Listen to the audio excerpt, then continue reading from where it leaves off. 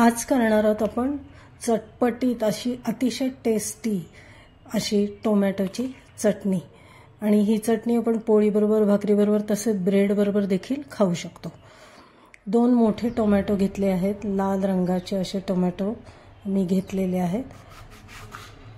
ते अशा पद्धतीने चिरून घ्यायचे। पॅन मध्ये आता तेल घालणार आहे मी। त्याच्यावर आता आपण हे टोमॅटो असे पालथे ठेवायचे आहेत।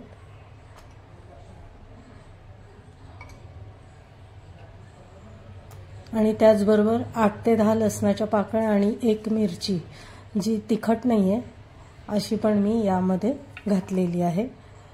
आणि शक्यतो या चटणीसाठी आपण लाल रंगाचे टोमॅटो घ्यायचे। आणि आपण एक 7 ते 8 मिनिटं असं झाकून ठेवणार आहोत आणि ते टोमॅटो शिजवून घेणार आहोत। तुम्ही बघू शकता टोमॅटोचं वरचं कव्हर जसे ते शिजतात तसं वरचं जे कव्हर साल आहे ते निघायला लागलेलं आहे। आपण लसणाच्या पाकळ्या देखील मध्ये घालूया तेलावरती, म्हणजे मग त्याही छान तळून निघतील। आता आपण हे काढून घेणार आहोत आणि या उरलेल्या तेलामध्येच आपण चटणीवर तडका देणार आहोत।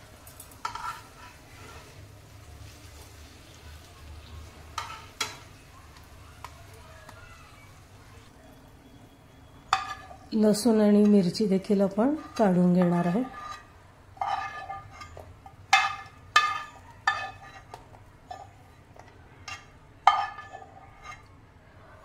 टोमॅटो थोडे गार झाले की मग आपण याचं साल काढून घेणार आहोत। अजून ते गरम आहेत थोडेसे।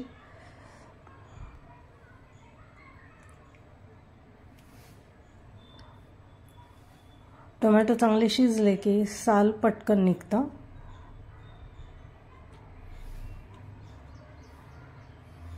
आणि आता याचे असे बारीक तुकडे करून घेणार आहोत, म्हणजे आपल्याला मिक्सरमध्ये वाटायला सोपं जाईल।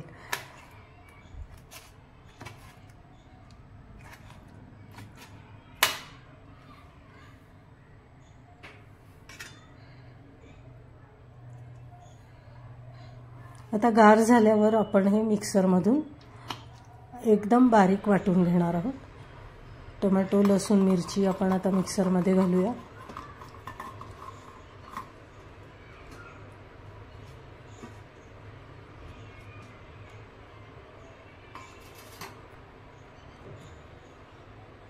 दीड चमचा मी तिखट घातलेला आहे, कारण चटणी आहे थोडीशी तिखट चांगली लागेल।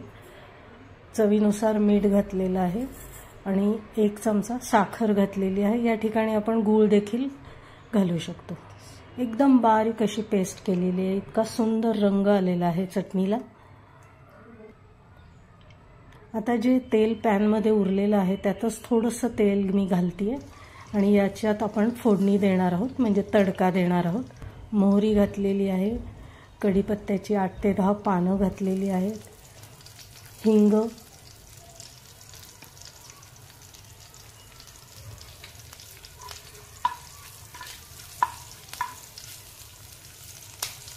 आता ही फोडणी आपण चटणीवर घालणार आहोत।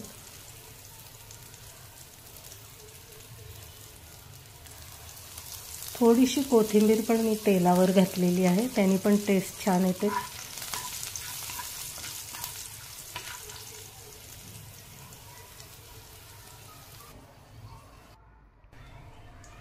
आता जो हा तडका आहे, फोडणी जी आहे ती आपण चटणीवर घालणार आहोत।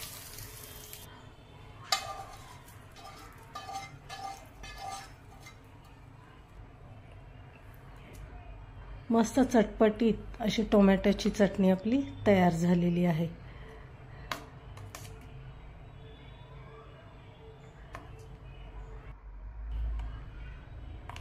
बघू शकता त्याचं टेक्स्चर पण इतकं सुंदर आलेलं आहे। ही ब्रेडला सुद्धा व्यवस्थित लागू शकते, तसेच सँडविचला वगैरे पण आपण ही लावू शकतो। वरून थोडी कोथिंबीर घालतेय आणि बारीक चिरलेला कांदा। कांदा ऑप्शनल आहे, पण छान लागतो म्हणून मी घातलेला आहे।